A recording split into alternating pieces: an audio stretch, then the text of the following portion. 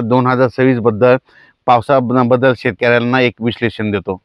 आणि 2026 ला पाऊस सरासरी इतका पडणार आहे, म्हणजे तुम्हाला सांगू इच्छितो, समजा एखादा समजा परभणी जिल्हा असेल, समजा बीड जिल्हा असेल, तर बीड जिल्ह्यामध्ये दरवर्षी काय असतं, कधी कधी 550 मिलीमीटर, 500 मिलीमीटर, कधी 650 मिलीमीटर पाऊस असा पडत असतो, म्हणजे सरासरी त्या बीड जिल्ह्याची संपूर्ण सरासरी। तर 2025ला काय झालं की बीड जिल्ह्यात जवळपास 1200-1300 मिलीमीटर पाऊस पडला, काही काही ठिकाणी 1400 पण गेला।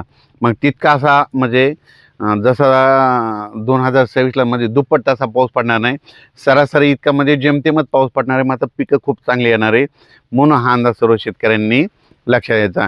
जितका पाऊस कमी राहतो ना त्यावर्षी पिकं चांगली येतात, कापूस चांगला येतो, सोयाबीन चांगलं येतं, तूर चांगली येतं, पांढऱ्या तुरीला चांगला उतार येतो, म्हणून हे सर्व शेतकऱ्यांनी लक्षात घ्यायचं। आणि जितका जास्त पाऊस तितका नुकसान शेतकऱ्याचं होतं।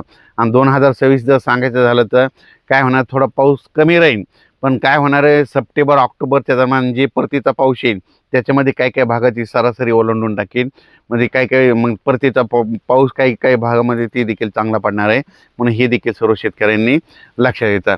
त्याच्यानंतर तुम्हाला एक सांगू इच्छितो, तर हे नुसतं सॅटेलाईटद्वारे नाही, तर तुम्हाला सांगतो हे 2026 आहे, तर 27-28ला खूप पाऊस पडणार आहे। ह्या 2026ला जर कमी होईल, पण पुन्हा 27-28नं सरासरीपेक्षा जास्त पाऊस पडणार आहे, म्हणून हे देखील सर्व शेतकऱ्यांनी लक्षात घ्यायचं।